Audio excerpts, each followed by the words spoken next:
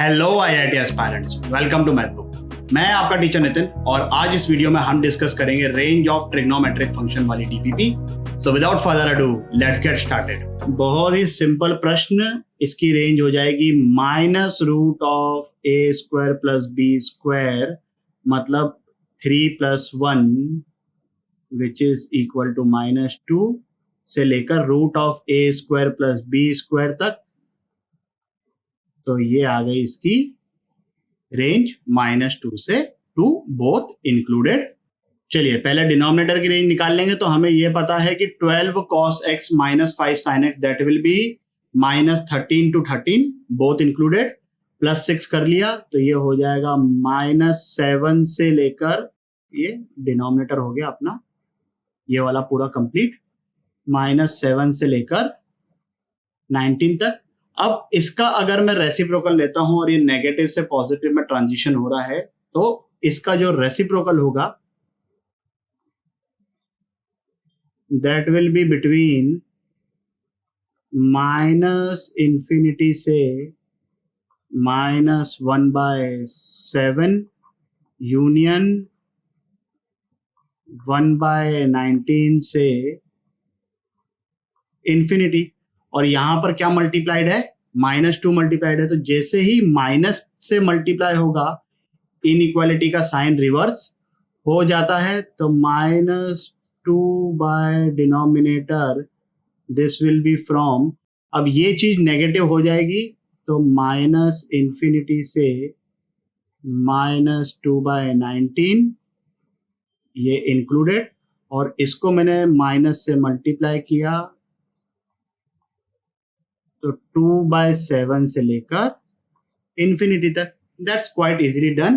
Parts में break करके करोगे, बहुत ही सिंपल क्वेश्चन है। चलिए फिर आगे बढ़ते हैं अगले प्रॉब्लम की तरफ। यहां पर ये और ये जो एंगल है ये अलग अलग है। तो एक काम करता हूं, पहले मैं sin a + b cos a - b का फॉर्मूला यहां पर अप्लाई करूंगा। So this will become 1 + sin a cos b cos π/4 की वैल्यू 1/√2, तो ये आ गया 1/√2 sin x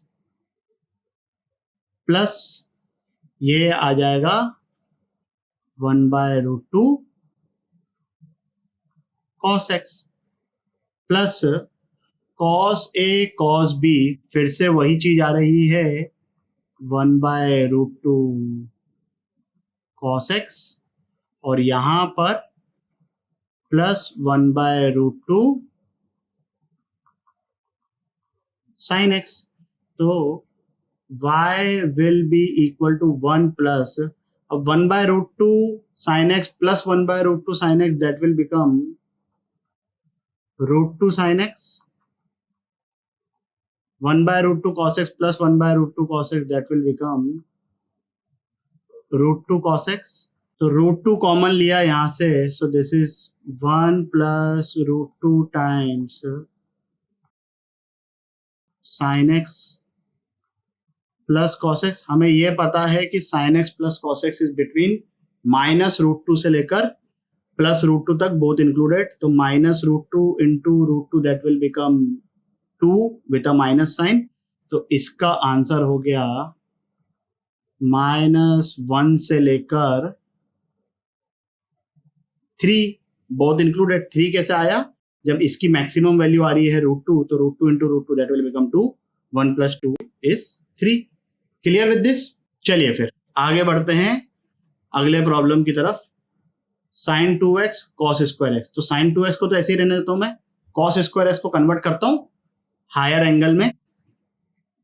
तो ये हो गया 3 sin 2x as it is 5 into cos square x can be written as 1 + cos 2x by 2, और ये -3 as it is in the problem. तो पहले कांस्टेंट टर्म को साइड में रख लेंगे। तो यहां पर मेरे पास ये आ रहा है 6 sin 2x plus 5 cos 2x -5 इधर आएगा, इधर आएगा -6 एलसीएम लेने के बाद, तो वो हो जाएगा -1 होल डिवाइडेड बाय 2। अब अगर सिर्फ 6 sin x plus 5 cos 2x इसकी बात करूं मैं, so this expression will be between minus root of 36 plus 25 that is minus root of 61 से लेकर रूट ऑफ 61 तक के।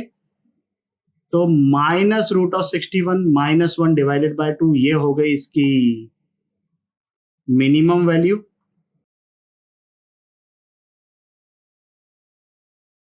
और मैक्सिमम वैल्यू कितनी हो जाएगी, रूट ऑफ 61 माइनस 1 बाय 2।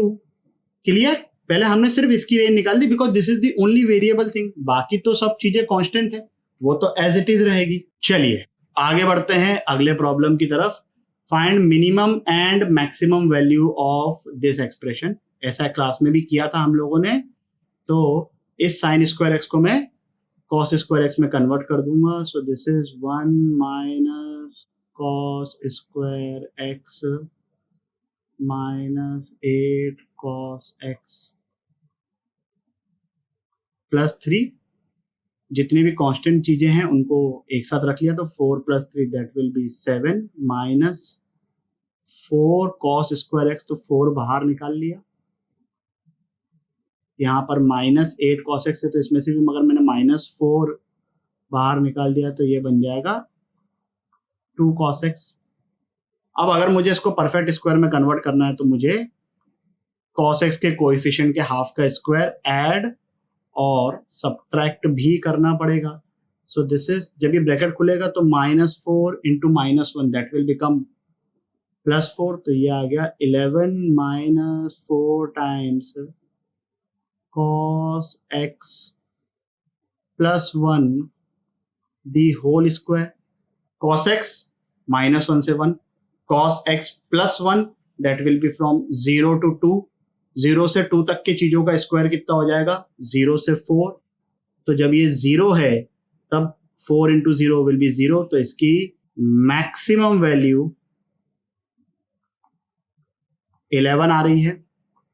और जब ये वाली क्वांटिटी मैक्सिमम होगी तब ये ओवरऑल मिनिमम हो जाएगा क्योंकि नेगेटिव लगा हुआ है। तो इसकी मैक्सिमम वैल्यू कितनी है, 1 प्लस 1 2, 2 का स्क्वायर 4, 4 इंटू 4 16, 11 माइनस 16 इज -5। तो मिनिमम वैल्यू आ गई इसकी -5।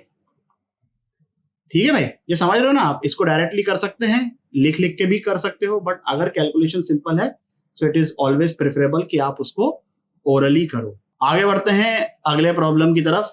थोड़ा सा दिखने में खतरनाक है, लेकिन कई बार ऐसा होता है कि जो चीजें दिखती खतरनाक है वो खतरनाक होती नहीं है। वेलकम देखिए ना। चलो इसको मैंने इधर मल्टीप्लाई कर दिया, 3 sin x बाद में लिखेंगे। ये cos रेज टू पावर 4 ये है, इसको ऐसे कैसे लिख दें।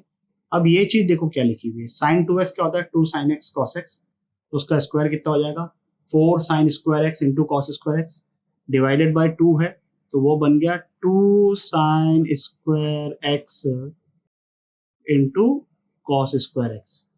ये जो चीज है वो ये लिखी हुई है ना, समझ रहे हो ना बात को। बाकी जो बची हुई क्वांटिटी है वो क्या है, इधर 3 sin x है वो लिख दिया मैंने, इधर क्या आएगा 4 cos x, 4 plus 4 8 cos x अपने पास आ गया, और ये जो कांस्टेंट टर्म है ये हो गया एज इट इज। अब अगर तुम ध्यान से इसको देखो, so this is sine square x plus cos square x का whole square. Sine square x plus cos square x क्या होता है, 1, समझ रहे हो ना।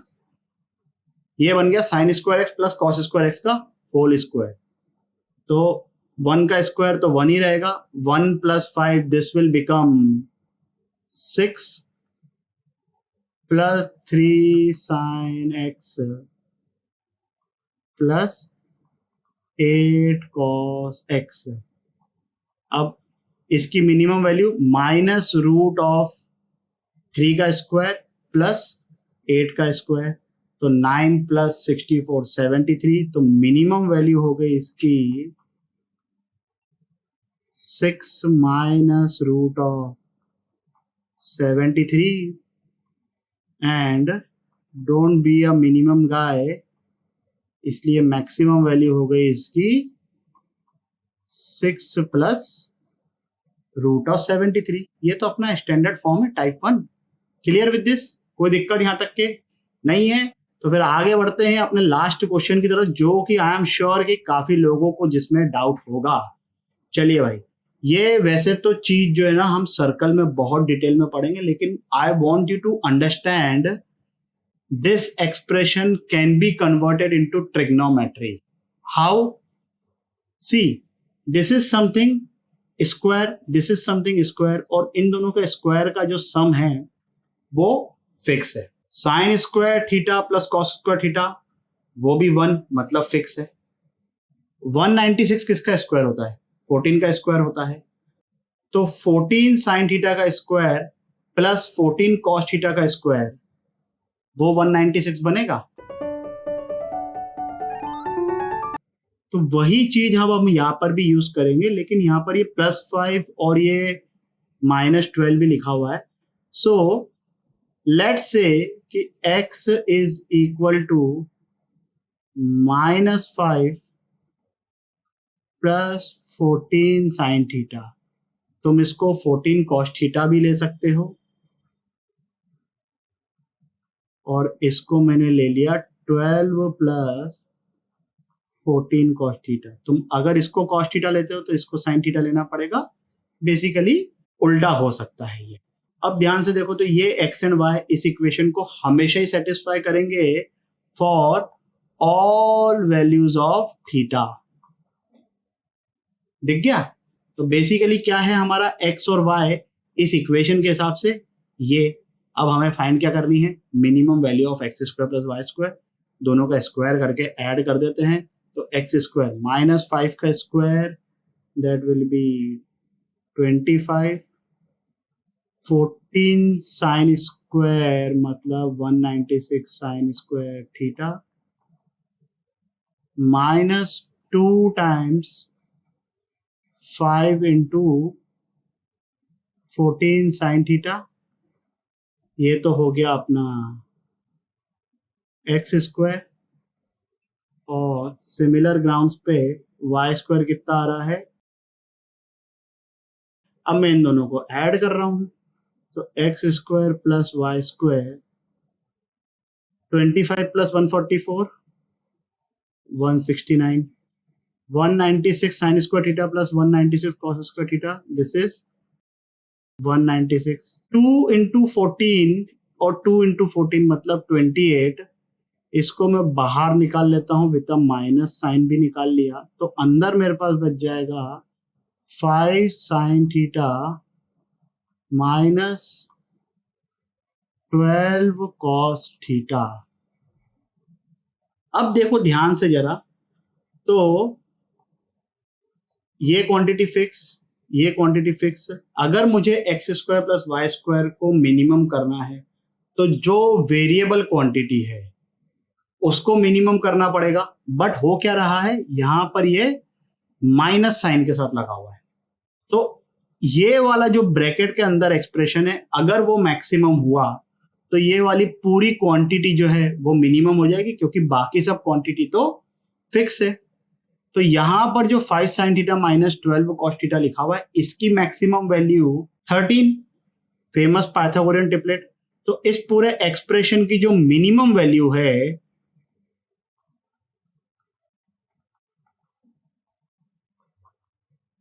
This is 169 plus 196 minus 28 into 13। ये वैल्यू आ जाएगी सिंप्लीफिकेशन के बाद इक्वल टू 1। अगर इसी क्वेश्चन में इसकी मैक्सिमम वैल्यू पूछा होता तो मैं इस ब्रैकेट की मिनिमम वैल्यू निकालता, जो कि होती -13, तब यहां पर बीच में प्लस आ जाता। लेकिन हमसे क्वेश्चन में सिर्फ मिनिमम वैल्यू पूछा गया है। अगर आप माइनस साइन को बाहर नहीं निकालते, प्लस साइन रखते इधर, तो अंदर होता -5 sine theta plus 12 cos theta. तब मुझे -5 sine theta plus 12 cos theta की मिनिमम वैल्यू निकालनी पड़ती, ताकि ओवरऑल मिनिमम हो जाए। और उसकी मिनिमम वैल्यू क्या होती? -13। घूम फिर के बात यही आ रही है कि बीच में इधर माइनस आ जाएगा। Clear with this? Main thing in this question is understanding that this expression is satisfied by these quantities. तुम साइन और कॉस को रिवर्स भी कर दोगे तब भी कोई फर्क नहीं पड़ेगा। यहाँ पर 5 के साथ कॉस आ जाता, 12 के साथ साइन आ जाता, वैल्यू तब भी यही रहती। इस वीडियो के लिए बस इतना ही। आशा करता हूँ कि आपके सभी डाउट्स क्लियर हो गए होंगे। अगर हो गए हैं तो लाइक, कमेंट, सब्सक्राइब करें और अपने दोस्तों के साथ भी शेयर करें। अगले वीडियो तक के लिए सावधान रहें, सुरक्षित रहें। जय हिंद।